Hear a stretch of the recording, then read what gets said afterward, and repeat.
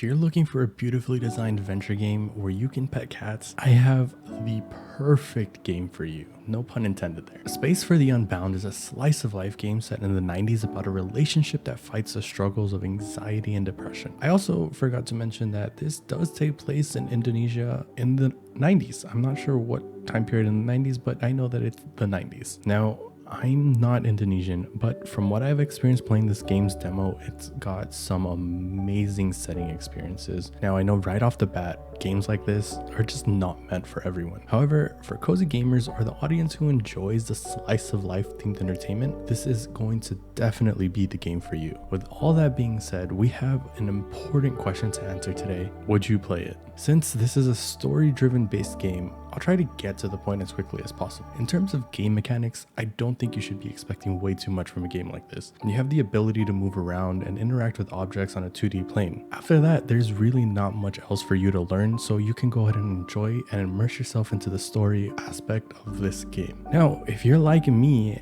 you kind of quickly gravitated toward this game's art style, and I can't blame you for it. This game has some amazing pixel art, both in character designs and background elements, and it also would be a shame to not mention this beautifully done cover art. It, in a sense, also actually makes me wonder if I'd find this game appealing if it was a different art style.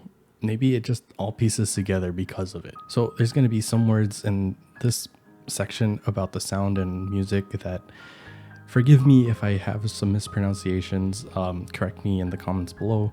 But to my knowledge, the music in this game were composed by Masdiro Bachtiar. Forgive me again for the mispronunciation. She is an Indonesian composer known for her work on She and the Lightbearer and When the Past Was Around. These were also games that I believe were produced by, or not produced, but published by Toei Productions.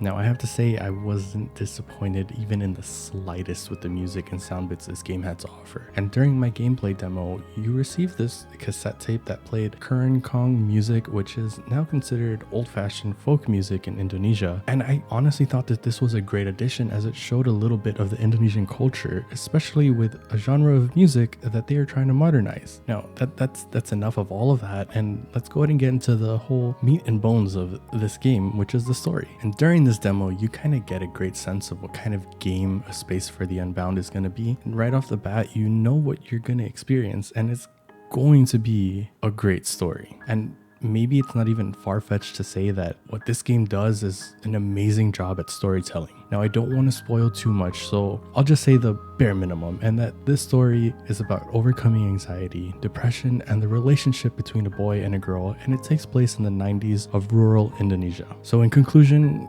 you've basically heard me ramble on and on about this game, but you haven't really heard the pros or the cons on whether or not you should play it. So let's go and cover that up real quick. The gameplay is slow and is heavily narrative driven. The story will likely appeal to a much younger audience. At the same time, I am not on the younger side, but I do enjoy pixel art and narrative driven games, especially one with a captivating story. So would I play it? Honestly, yes. Should you play it? If what you've seen so far has caught your attention in any way, I'm gonna say yes. After all, this isn't Toei Productions' first published game, nor is it the first talked about game that has gained a lot of attention.